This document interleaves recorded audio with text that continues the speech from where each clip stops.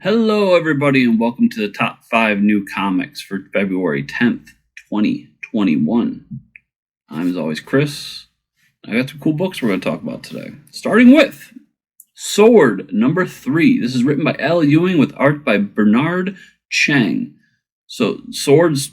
Everybody's talking about Sword right now because of WandaVision. But let's talk about Sword, the comic. I'm really loving this book. It's 3 issues in, and it's been a lot of fun. I know last issue was a tie into King in Black. This one is as well. But Al Ewing just knows how to make his stories fit and still kind of tie into what's going on in the overall event-spanning event book. Or universe-spanning event book. I apologize. Really well. And I think he's a master at it right now. I mean, he's been doing a great job with Immortal Hulk doing that, and then this. So, really loving this book. You should be reading Sword. It's great. After that, I've got Rorschach, number 5, written by Tom King with art by, I'm not sure if it's George or Fornes or Jorge Fornes. I apologize, Mr. Fornes, but your art is amazing.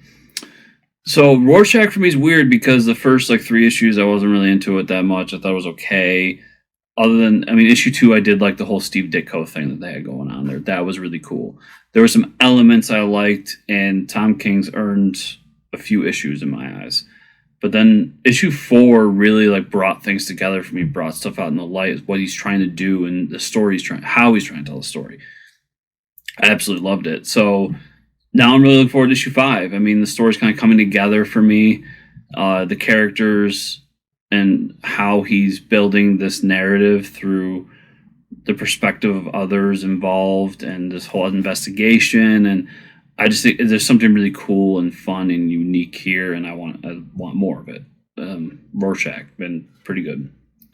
After that, I've got Radiant Black, number 1, written by Kyle Higgins with art by Art-Marcelo Costa. So, somebody told me that this was kind of the resurrection of Invincible, so right there I'm in. Kyle Higgins is a guy who, when I read his stuff, it's hit or miss for me personally. But I'm down to try new superheroes.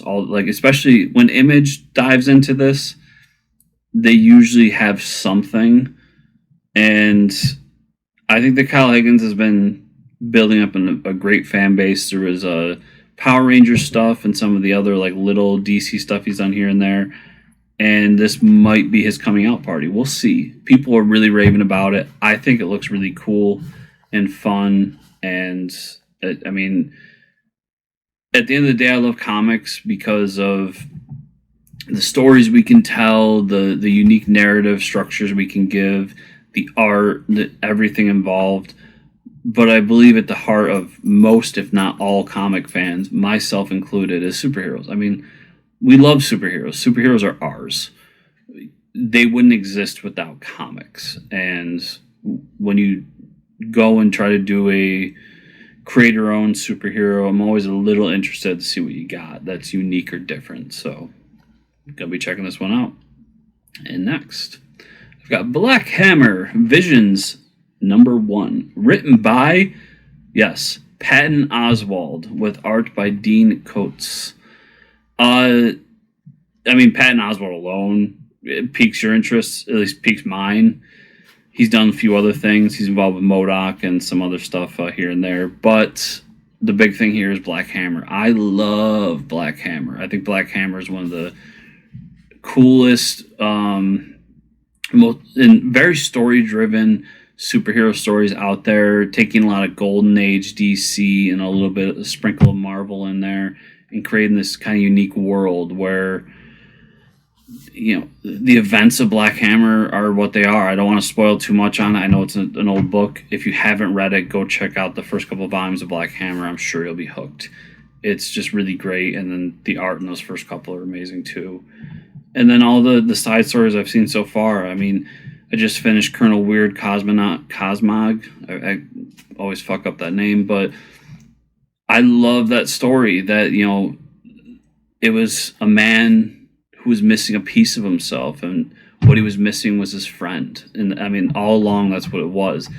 And then Barbarian is, all about that, an alien coming to Earth or America in the 80s, and he's a gay man and living in that world and trying to navigate his way through it, not understanding the prejudices involved with that. I think Jeff Lemire has been doing some really cool things here and telling some really awesome stories. And with Visions, we're bringing in new writers to tell stories of these characters through their lens, starting with Patton Oswald. And this one's about Golden Gale, which is basically the Shazam character of this universe. I really like her. I mean, she's kind of got a reverse Shazam thing going. And just the imagery of like a small child smoking a cigarette and drinking booze is always kind of like, it's shocking, but it's funny. Especially it's drawn, so it's not like an actual little girl's doing this. And we'll take, Patton Oswald's unique sense and his humor and everything and bring it in there. I'm really, really excited for this series. And some of the other issues, too, have some great writers attached. I think we're going to get some cool stuff out of this. Now I'm going to end with Space Bastards, number 2, written by Joe Aubrey and Eric Peterson with art by Art-Darick Robertson. Outside of the fact that you all know I'm a huge Darick Robertson fan, I really love that first issue. It brought me back to the feeling I had reading The Boys, and but it's the boys in space. It's the same kind of attitude, the same kind of grime and filth of the world. It's just a different story that we're telling, and this story in particular is kind of cool. I mean, it's United Postal Service in space, but you can do whatever the hell you want to get that, deliver that package. And sometimes that involves killing people. So, you got some space mercenaries involved. You got your everyman, who's kind of our lead character. I think they built a really cool world here. I really loved it. And, check out Fortress Comic News podcast. We interviewed Art-Darick Robertson recently, and it just added to my love of his work because he's a cool dude. I mean, check out Space Bastards. It's really good. And if you've never read Art-Darick Robertson stuff, go back and read The Boys and Transmat and fall in love with Darick like I did. So that is everything for this week. Thanks so much for watching. Remember to hit the subscribe button down below, the bell notification if you want to know when we got new videos coming up. We not only have the top 5 video, we have the podcast, Fortress Comic News, like I mentioned before, where we talk comics, we interview great creators. I think it's a cool show. I mean, I'm a little biased.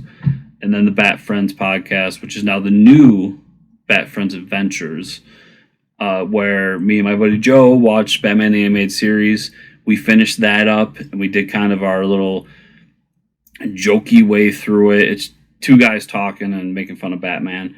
And then now we're watching the new Batman Adventures, and it's going. Let's just put it that.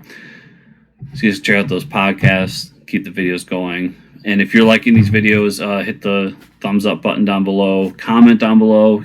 Tell me what books you're looking forward to. Let's chat about the books we're buying, and have a good little community going here around comics. So yeah, thanks so much, everybody. I appreciate you watching to the end, and we will see you next week.